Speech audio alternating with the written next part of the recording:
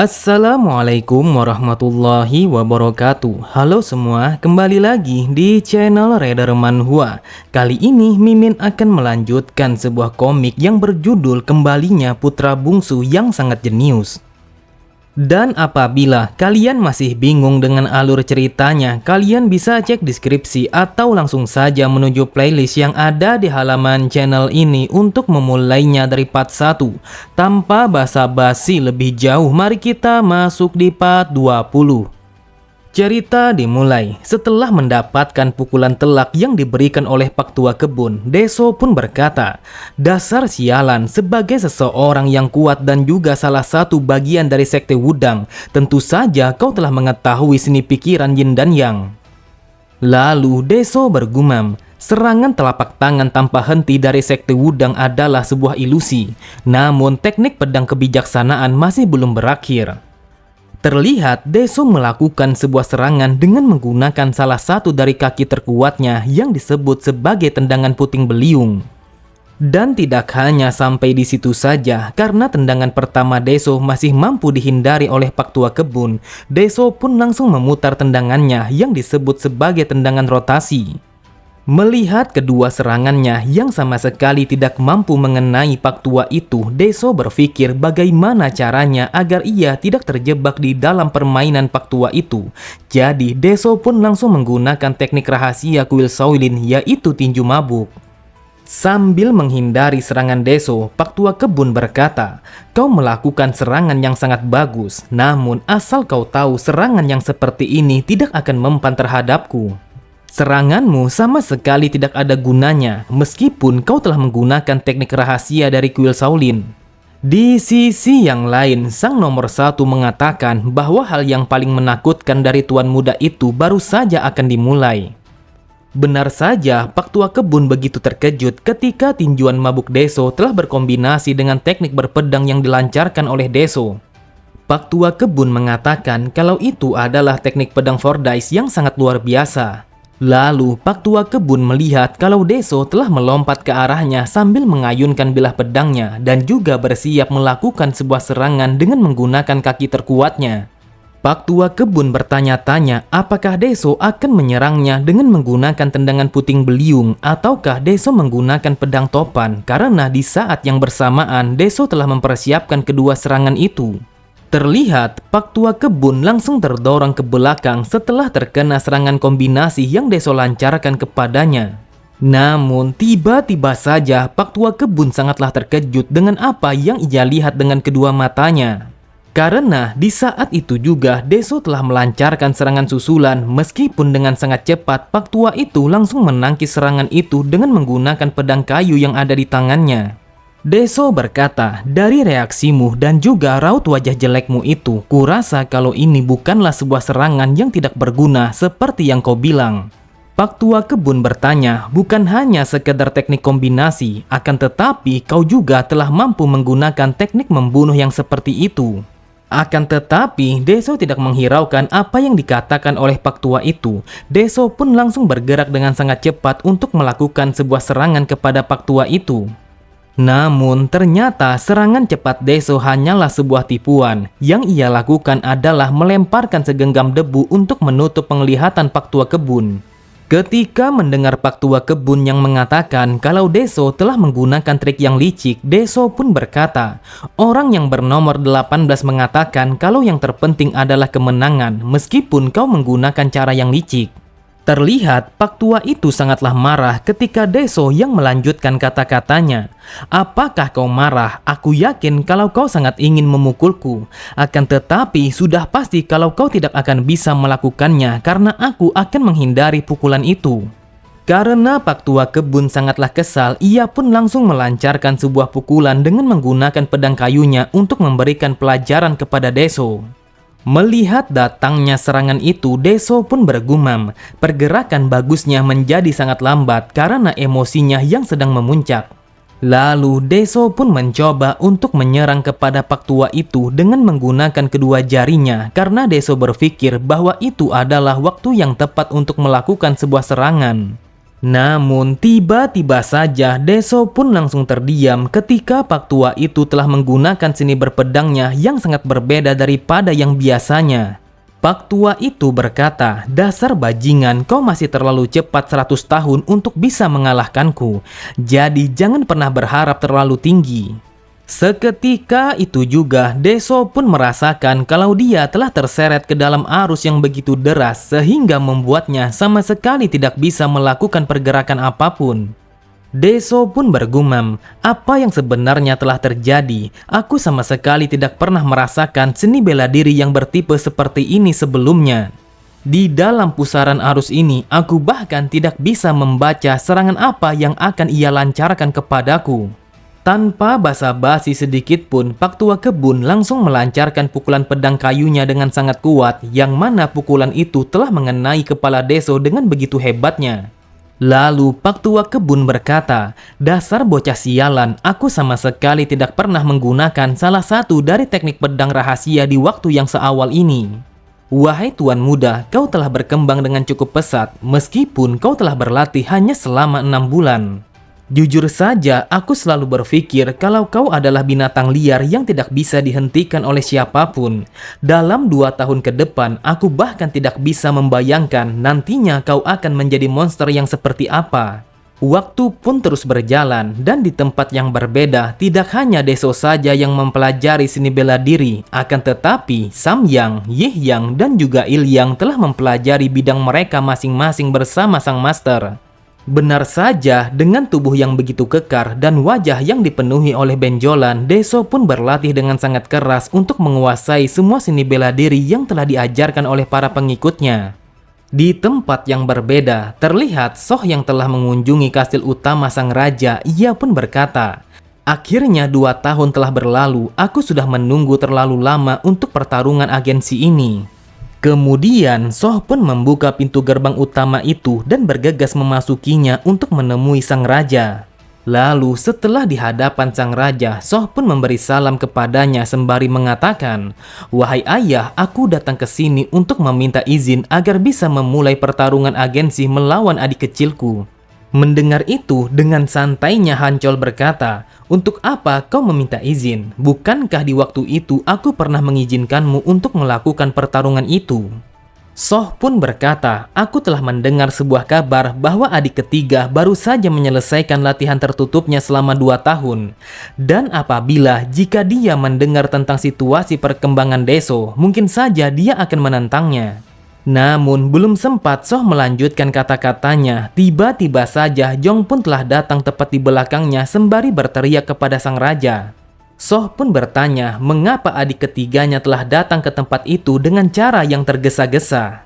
Jong pun mengatakan, "Ini sangatlah mengejutkan, aku berpikir kalau kau akan langsung menemui Deso. Lantas mengapa kau ada di tempat ini?" Menanggapi perkataan adiknya, Soh berkata, "Awalnya aku memang ingin menemui Deso, namun aku memilih untuk menundanya karena aku berpikir kalau aku harus menemuimu terlebih dahulu." Dengan tatapan mata yang tajam, Soh kembali berkata, "Kau tidak akan bisa menipuku karena aku tahu kalau latihan tertutupmu telah terbayarkan. Kekuatanmu jauh lebih stabil daripada yang sebelumnya. Bahkan kekuatanmu menjadi lebih agresif, tajam, dan juga lebih berat daripada yang sebelumnya. Hal ini seperti kau telah memegang sebuah belati daripada sebilah pedang." Sontak Jong langsung terdiam. Ia merasakan kalau kekuatan kakaknya telah melilitnya dengan begitu erat sehingga membuat Jong tidak bisa mengucapkan sepatah kata pun. Soh kembali berkata, "Mungkin kau ingin bertanya mengapa aku bisa tahu. Bukankah sudah sewajarnya kalau saudara yang lebih tua harus menyadari pencapaian yang adiknya dapatkan?" Jong pun berpikir selama ia melatih seni bela dirinya di tempat pengasingan, ia tidak menyangka kalau ia masih saja tidak mampu untuk melampaui kakaknya itu. Lalu Jong pun bersiap untuk menarik bilah pedangnya karena Jong merasakan aura membunuh yang begitu kuat yang dipancarkan oleh Soh. Namun Jong langsung mengurungkan niatnya itu. Ia berkata, "Kali ini aku akan mundur karena aku merasa kalau kau telah membuat janji kepada Deso. Tetapi aku meminta kepadamu, tolong izinkan aku untuk melihat pertarunganmu melawan Deso. Aku yakin kalau kau tidak akan keberatan." Sambil tertawa Soh mengatakan, "Aku akan mengizinkanmu karena akan lebih bagus kalau ada banyak penonton yang menyaksikan pada pertarungan itu." Namun mereka berdua begitu terkejut ketika Hancol yang mengangkat salah satu dari tangannya sembari mengatakan kalau dia juga ingin menonton pertarungan itu. Menanggapi keinginan ayahnya, Soh pun berkata, "Lebih baik kita akan mengumumkan kepada semua orang tentang pertarungan ini. Aku yakin semua orang pastinya akan menyukai tentang kabar ini. Hal itu disebabkan karena sebuah pertarungan adalah kegemaran kita sebagai keluarga Namgung." Tetapi di dalam hatinya Soh berkata, "Apakah ayah ingin melihatnya hanya karena ingin melihat Deso? Aku ingin membuktikan kepada semua orang yang menonton pertarungan itu agar mereka tahu bahwa siapa yang lebih unggul pada pertarungan agensi yang nantinya akan diadakan." Karena Jong tahu bahwa Soh telah meremehkan adik bungsunya, Jong pun mencoba untuk mengingatkan kepada Soh agar ia tidak pernah meremehkan Deso. Namun dengan tatapan mata yang tajam Soh berkata, "Apakah aku telah terlihat seperti meremehkan kekuatan adik kecil kita? Meskipun kau telah mengenalku, akan tetapi kau sama sekali tidak tahu apa-apa tentang diriku ini." Menanggapi ocehannya, Jong pun hanya terdiam sambil memperhatikan kakaknya yang pergi meninggalkannya di tempat itu. Beberapa saat kemudian terlihat Ilyang yang kembali datang menuju ke tempat Deso sambil membawa sebuah kotak. Namun Ilyang begitu heran karena kediaman tuan muda telah berubah menjadi lebih mewah. Tetapi Ilyang langsung menoleh ke arah sampingnya karena ia mendengar suara seseorang yang sangat familiar mengatakan bahwa bangunan tuan muda telah direnovasi dengan menggunakan uang dari sang raja emas. Ternyata orang yang berbicara kepadanya itu adalah Yihyang. Sambil memberi salam, Yihyang pun langsung menyapa teman dekatnya itu dengan begitu hangatnya. Saat mendengar Yihyang yang mengatakan kalau saja Samyang ada bersama mereka, mungkin suasananya akan terasa jauh lebih baik, Ilyang pun mengatakan bahwa dia telah mendengar kalau Samyang telah berada di luar klan Namgung karena ada sebuah kontrak yang harus ia kerjakan. Tidak lama kemudian, pintu gerbang itu telah terbuka dengan lebar dan mereka berdua telah disambut oleh seseorang yang meminta mereka untuk masuk ke dalam kediaman tuan muda. Namun ketika mereka melangkahkan kaki mereka memasuki halaman istana tuan muda, mereka pun melihat kalau Deso sedang berlatih bersama para pengikutnya. Memang benar kalau Deso telah bertarung melawan ketiga anggotanya dengan gagah berani. Ia sama sekali tidak takut meskipun ketiga orang itu telah menyerangnya secara bersama-sama. Kemudian Deso pun langsung menghentikan latihannya ketika ia mendengar bahwa Ilyang dan juga Yihyang telah menyapanya. Terlihat Deso begitu bersemangat ketika ia melihat kedua pelayannya telah kembali ke rumahnya dalam keadaan yang begitu sehat, baik itu rohani ataupun jasmaninya. Akan tetapi, tiba-tiba saja dari arah belakangnya, salah satu dari anggotanya langsung melancarkan sebuah serangan sembari mengatakan, "Wahai tuan muda, tidakkah kau sudah diajari apabila kau melihat seorang pelayan di saat kau sedang bertarung, maka kepalamu akan meledak?" Namun usahanya untuk meledakkan kepala Deso telah berakhir dengan sia-sia karena dengan mudahnya Deso menghindari serangan itu meskipun Deso sama sekali tidak melihatnya. Lalu kedua orang yang lainnya secara bersama-sama langsung melakukan serangan kepada Deso. Mereka begitu kesal karena sudah beberapa hari mereka belum bisa melancarkan sebuah serangan kepada Deso. Tetapi sama seperti yang sebelumnya, karena dengan begitu mudahnya Deso menghindari serangan dadakan itu sambil melompat ke arah sisi yang lain. Sambil memakai pakaiannya, Deso pun mengajak mereka berdua untuk masuk ke ruang perjamuan karena di ruangan itu sang kepala pelayan telah menunggu kedatangan mereka. Beberapa saat kemudian, mereka pun telah berkumpul di dalam ruangan itu sambil menikmati beberapa hidangan yang telah disiapkan oleh sang kepala pelayan. Mereka begitu bahagia karena mereka bisa mengenang masa-masa bahagia mereka ketika mereka masih tinggal di tempat yang sama. Deso pun bergumam, "Biasanya setelah berlatih kami disediakan makanan daging untuk memenuhi stamina kami. Tetapi entah kenapa sang kepala pelayan hanya menyediakan sayur-sayuran yang untuk kami santap."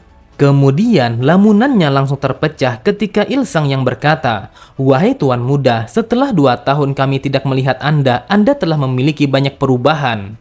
Saat ini Anda tumbuh jauh lebih dewasa dan juga memiliki tubuh yang kekar, tegap, dan berotot. Aku yakin kalau Anda telah berlatih dengan sangat keras."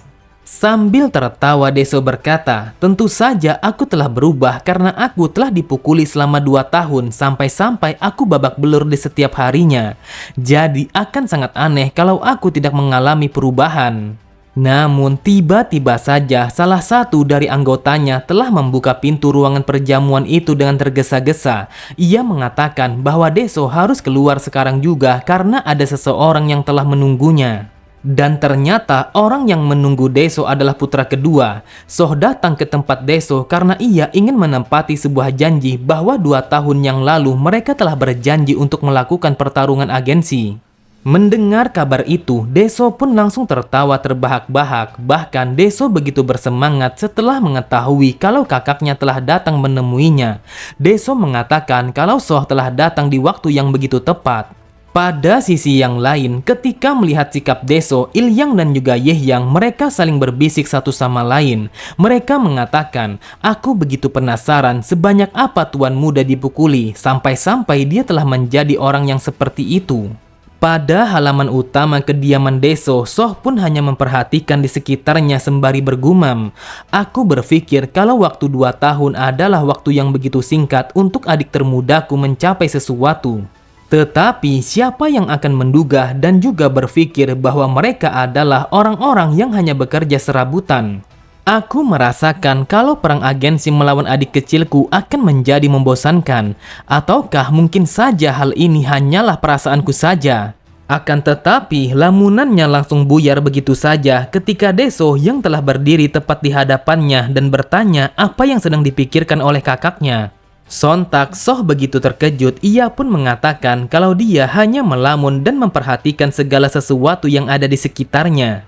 Kemudian Deso pun langsung memegang tangan kakaknya sembari mengatakan, "Aku yakin kalau kau ingin mengatakan sesuatu, akan tetapi ini bukanlah tempat yang bagus, jadi mari kita pindah ke tempat yang lain." Melihat sikap Deso, Soh pun bergumam, "Baru saja dia memegang tanganku tanpa ragu sedikit pun." Bahkan putra ketiga hampir saja ingin menarik bilah pedangnya ketika aku telah mengulurkan tanganku kepadanya karena ia merasakan sensasi membunuhku yang aku buat. Deso kembali berkata, "Kita akan pergi ke tempat itu, tempat di mana kau telah membelikanku beberapa makanan yang lezat. Aku yakin kalau kau pastinya tahu di mana tempat itu." Setelah itu, Deso pun langsung menarik tangan kakaknya dengan begitu erat untuk membawanya pergi ke tempat itu sembari mengatakan kalau dia sangatlah kelaparan. Oke semua, cukup sampai di sini dulu pembahasan alur cerita kita. Sampai jumpa di video selanjutnya. Wassalamualaikum warahmatullahi wabarakatuh.